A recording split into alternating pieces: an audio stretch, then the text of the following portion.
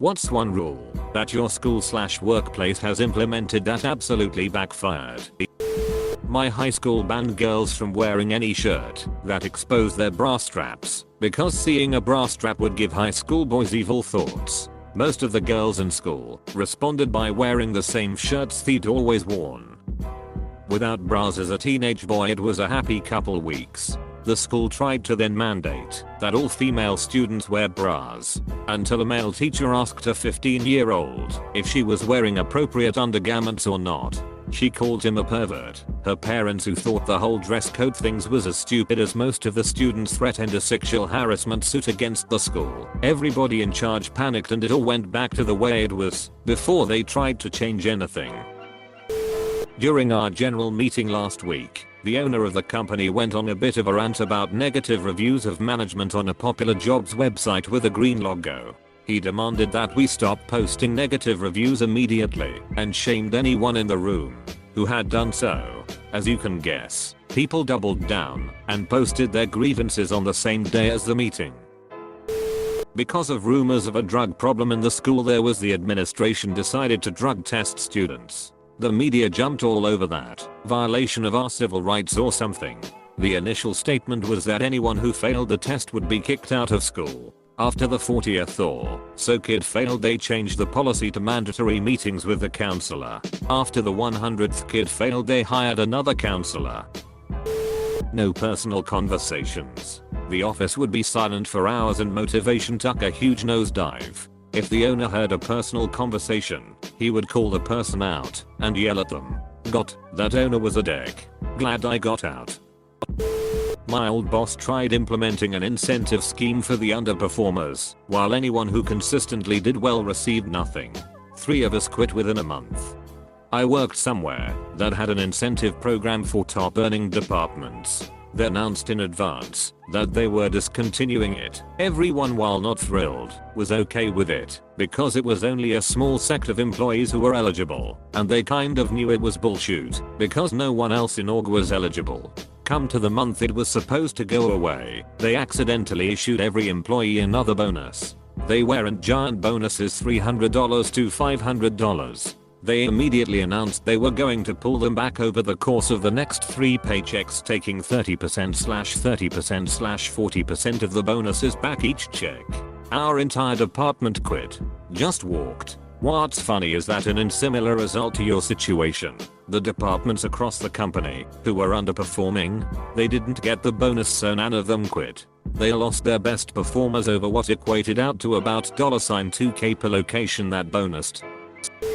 We used to be allowed to stream music etc on our computers. Spotify was an approved program and would come installed on your computer.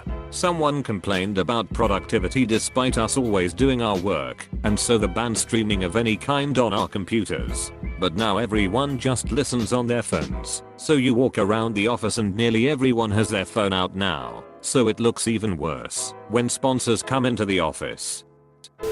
Work instituted a points system for being late or calling off sick. Accrue too many points and you get written up, fired if it continues. They doled out the same number of points whether someone was a minute late or called off altogether. And if an absence lasted up to 5 days, it was still only 1 absence. So anyone who overslept or encountered heavy traffic and was running late would just stay home for the rest of the week. After several months, they decided that being late was only worth half a point. At an industrial site I used to work for, they introduced an absolutely no overtime policy. The people that most commonly worked overtime were the maintenance guys. They had to cut out their preventative maintenance in order to make their hours while being available for all shifts. It took 3 months of daily breakdowns before they decided to try something else. Boss insists that lunchtime is from 12 o'clock to 12:30 p.m. No exceptions. Lunch is not paid time. The second day he comes in hot to trot with something for me to do between 12 o'clock and 12:30 and needs it done right away. I look over at my clock, which says 12:09 or whatever, and say, you said yesterday that lunch is from 12 o'clock to 12:30. No exceptions, and went back to my sandwich. If I don't get paid from 12 o'clock to 12:30, there's no way in hell I'm working for free. college removed chairs in cafeteria, so people wouldn't hang around. Now people just don't eat at the cafeteria. It's a ghost hall and most of the food is thrown away daily. Really sad. Lonedale R14 School in Lonedale, Missouri. Late 80s, early 90s. Our fairly small rural school went from K8. So, we split lunch times in our gym/cafeteria. For some reason our school actually invested in a noise control system, because we could apparently be quite loud during lunch, and I guess the teachers got tired of trying to keep us kids quietish and eat. This new piece of equipment was mounted high on the wall, and looked exactly like a stoplight. When it was green, we were free to talk. If it became yellow, we were to be careful of how much noise we made. ? If it turned red, it would buzz loud like when the game clock runs out at a basketball game. Installing this thing almost immediately had the opposite effect they desired. It became a game to us. We would only get quiet in order to make it go back to gray. Then, as a large group, we would progressively get louder. We would stall it out at yellow before surging our collective voices to make it hit red and be UZZZZ, at which time we would all cheer, laugh and get quiet again to reset it to gray. Good times. Any support call lasting longer than 25 minutes must be reported to higher ups for review. I.e., if you have too many, no matter if it's your fault or not, you get a disciplinary review. I implemented the rule of politely hang up on a customer as close to 25 minutes as you can and call them right back. I'm sorry, I'm experiencing a small issue with my phone. Is it okay if I call you right back? Gotcha. Outgoing calls are not reported or recorded. It's amazing. My friend worked as a technician at a place that did installation for telecom, sound, cable, pretty much anything tech related really. The techs were paid by work order completion. Each job had a value that got paid out when you finished the work order. The experienced techs could finish more jobs in a day and made some seriously good money. They were motivated to work fast to get more jobs done, but also to do it correctly, because having to go back within a certain time window and fix a problem didn't pay out, so it lost money. Well, some new management came in and decided to change everyone to hourly wages. Their idea to make techs focus on getting the job done right and not rushing it. All the really good techs saw a massive pay cut from it and immediately quit. The rest of the techs suddenly had no reason to finish jobs quickly since you got paid the same whether you did 2 installs or 10 installs in one day, so everyone just started slacking off. Within a few weeks the orders were backed up so bad install dates were pushed out for a month or more, and when people finally did get their stuff installed it took all day instead of a couple hours. That one change completely fricked over the company. Had a fellow at my old place of work that was promoted to sales manager. Within a few days he drafts up a document which he tries to get all of us to sign, basically stating that we aren't working to our full potential and that to make profits or we would have to work even when we weren't working. Aka taking calls from customers, no matter the day or time. This resulted in an almost immediate revolt and about 10 plus people bypassing him directly and going right to the owner. He was demoted, then later fired within a week.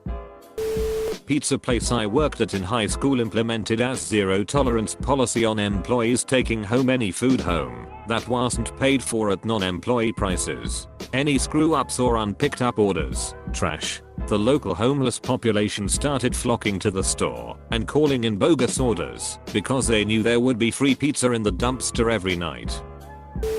Our process integrity people decided every international order over $100,000 needed to be approved by a manager at the purchase requisition stage before the sales order could be processed. The problem? Purchase requisitions only generated after the sales order was completed. This meant it was impossible to complete any international order worth more than $100,000, and they launched this policy unannounced 2 days before Christmas. I ended up staying in the office until 9 at night trying to get our data people to create a way for me to order $300K in parts from Sweden before the holidays. I was told this story when I was in the army by a parachute rigger. The workday in the army is 9 o'clock to 4:30. Riggers packing troop chutes had a daily quota of 35 chutes. Once they got good at it, these guys could be done by 2:30, which is a very nice workday indeed. Well, they got this new captain who decided that, since these guys are getting 35 done by 2:30, then obviously making them work until 4:30 would increase output even more. So of course that unit's numbers went way down, and the 35 and you're done for the day was quickly reinstated. In Germany you need a paper from your doctor when you are sick at least 3 days. They enforced that you needed one, even if you just are away for 1 day. So everyone had to go to the doctor if not feeling right, and of course we were away for weeks. A big shipping company I worked at for a couple months said we would be working 7 AM to 4 PM. They didn't tell all the new employees, including myself, that holiday hours were going to be 7 AM to whenever the frick we feel like telling you to go home.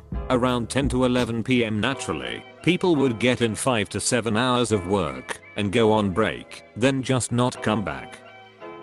That led to we can no longer allow lunch breaks. Me and roughly 50 to 70 other workers quit on the spot. The deputy head of our school banned fidget spinners, and rightly so. In his defense, they were everywhere. On the final day of year 11th, someone hacked his school intranet login and edited the bulletin, leaving a notice in his name saying that fidget spinners were now not only unbanned but mandatory, and that aficionados could come to his office and learn tips and tricks from him. Stopped giving kickback for walk-in sales. I work at a hotel and the high management had the bright idea not to give us anything for charging walk-ins, late checkouts, early check-ins and upgrades. So now we give them for free whenever we can. It was actually my rule. When I was managing a store, my rule was that the closer had to do all the closing work and mark the checklist, and I would check it the following morning. However, I put a loophole in. If you close tonight and open tomorrow, you can come in early the following morning. I was really the only one who closed and then opened the following morning. And I knew that on many of those days I worked 10 hours with non-stop managerial work. So instead of staying late to clean, I like to come in early and do it in sunlight. Well, one day I followed my rule, and the next morning I woke up sick and had to call an employee to cover. He showed up to a dirty store, opted not to clean, and then got written up when the owner made a surprise visit. I didn't close, so it wasn't my job, and the owner said, "You work here and the store is dirty, so it is your job." I then had to go tell the owner that it was my fault, and he still responded, "Regardless of what you did or didn't do, he came into a dirty store and did not clean it. That's not acceptable." I removed my rule change and just made it mandatory to clean before leaving, lol. A few years ago we weren't allowed to stand in groups bigger than 4 at our school because this old teacher told us it was gang behavior and encouraging gang violence. One day my entire year of like 100 plus people got in a massive group screaming "gang gang" and throwing gang signs on our school field, so they had to bring every single teacher out to try and split us apart for a straight 20 minutes. Best school day ever. A nursing home in our area thought it would be a great idea to bring back the traditional white nursing caps. They made it mandatory for all female nurses to wear during their shifts or be written up and eventually pointing yourself out. Male nurses were not included.